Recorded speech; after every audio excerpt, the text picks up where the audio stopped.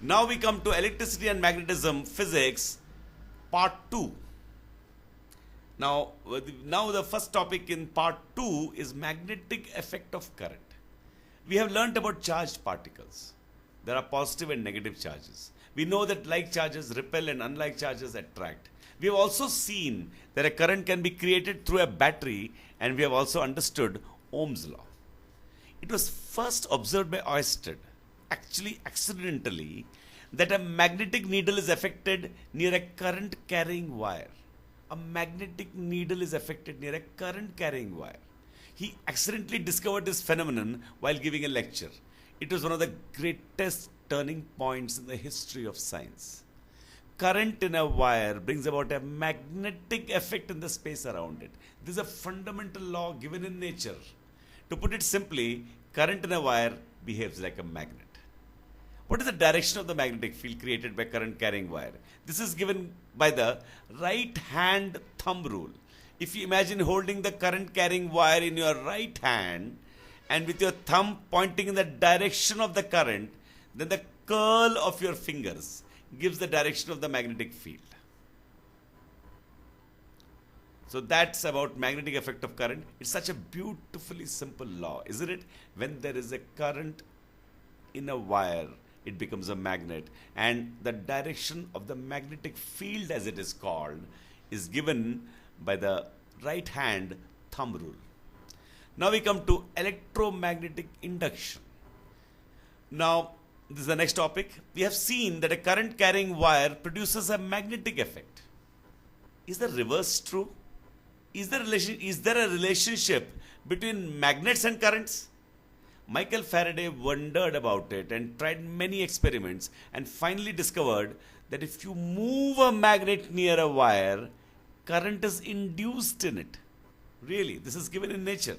This is called electromagnetic induction, and this was used to make a generator. The power we get in a household and the power we get everywhere is through a generator. A turbine which has a magnet moves and the current is induced in wires. So in effect we have two principles, isn't it? One, the current carrying wire brings about a magnetic effect, and a moving magnet induces current.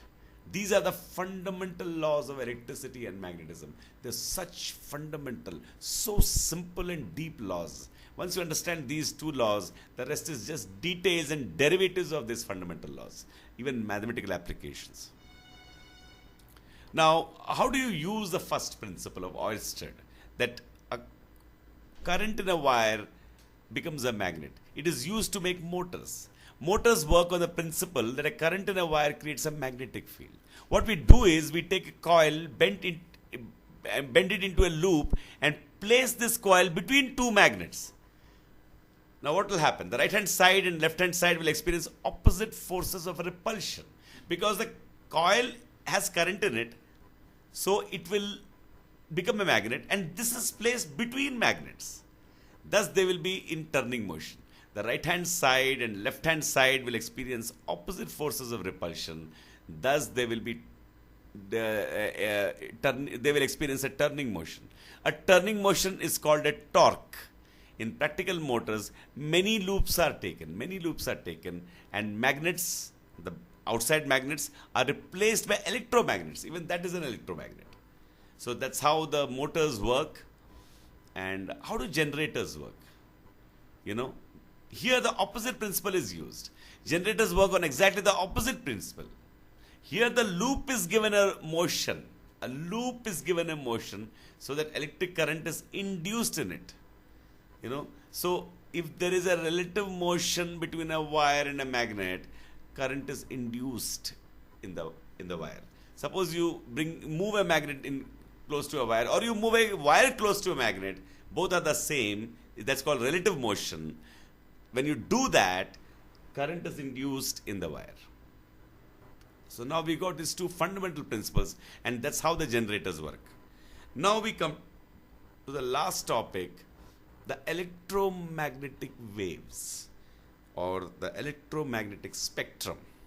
Now we have two principles till now. Firstly, we saw that when a current flows in a wire, it becomes like a magnet, creating a magnetic field around it. When such a wire in the form of a loop is kept between two magnets, we have a motor. Secondly, we saw that if there is a relative motion between a magnet and a wire, a current is induced in the wire. The principle is used to make generators. Now, the current in a wire is steady.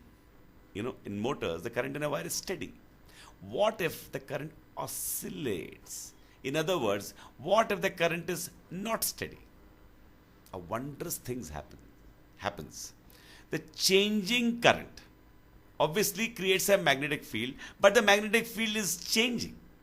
The changing current creates a changing magnetic field. But according to Faraday's law, this changing magnetic field should create in turn electric field. But then the changing electric field again creates a changing magnetic field, and so on. So when a current is not steady, electric and magnetic fields are created and they propagate outwards as waves. And these waves are called electromagnetic waves. Maxwell found out the velocity of such waves, and it was exactly equal to the velocity of light. Thus, they discovered that light waves actually are electromagnetic waves. Electromagnetic waves have various frequencies and wavelengths, and the whole range, beyond what our eye can sense, beyond the visible range, is called the electromagnetic spectrum. So that completes electricity and magnetism part 2. So let's summarize. We learnt about so many things, isn't it? We learnt about charges and force between charges. We learnt about currents and Ohm's law and batteries. We learnt about the magnetic effect of current.